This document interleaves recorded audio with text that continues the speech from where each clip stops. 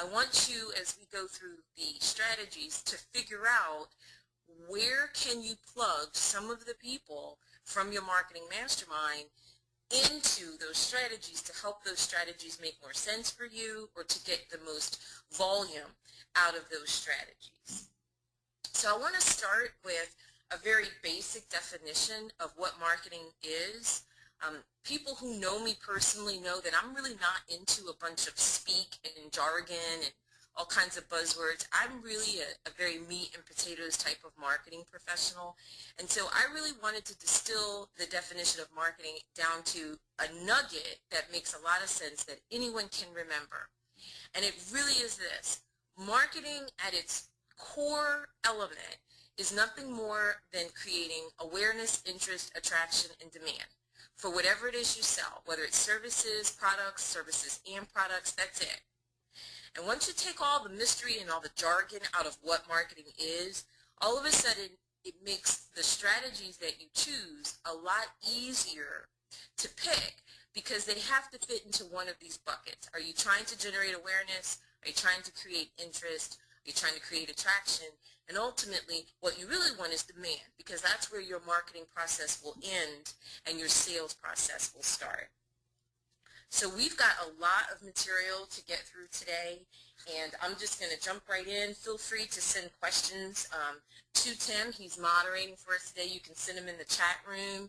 But if we get stuck on something that you need to have more clarity about, by all means, please send us a note, and I will do my best to give you a relevant example so that we can kind of get you unstuck, because the goal is to not make you more stuck, it's to get you unstuck.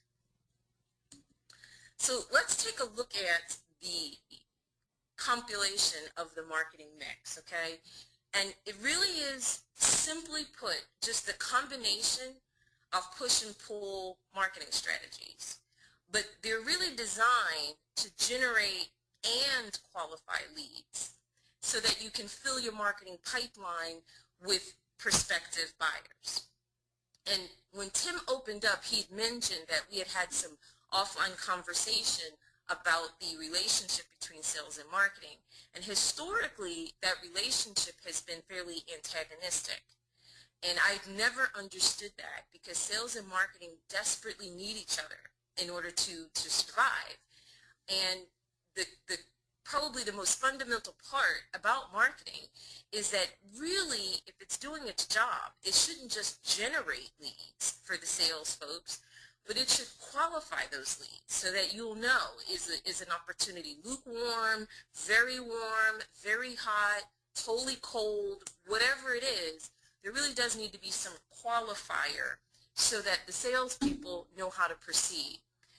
If you are the salesperson, this is where it gets a little tricky, because you can imagine if you're responsible for both sales and marketing for the company, you can't afford to have an antagonistic relationship, because you'd be having it with yourself, and that's kind of ridiculous. So understanding the marketing strategies and their role in relation to your sales goals is absolutely key.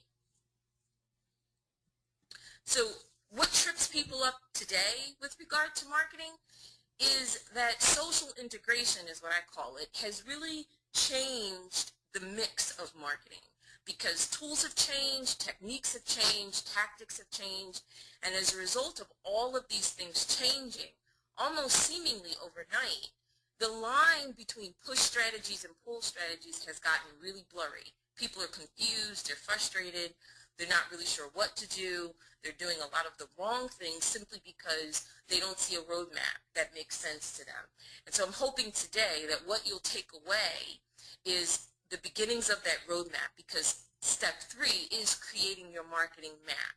And if you can get your hands around the mix today, putting that map together will be effortless. I guarantee you'll be able to put it together one page, one day, in your pajamas, sitting on your sofa. That's my guarantee.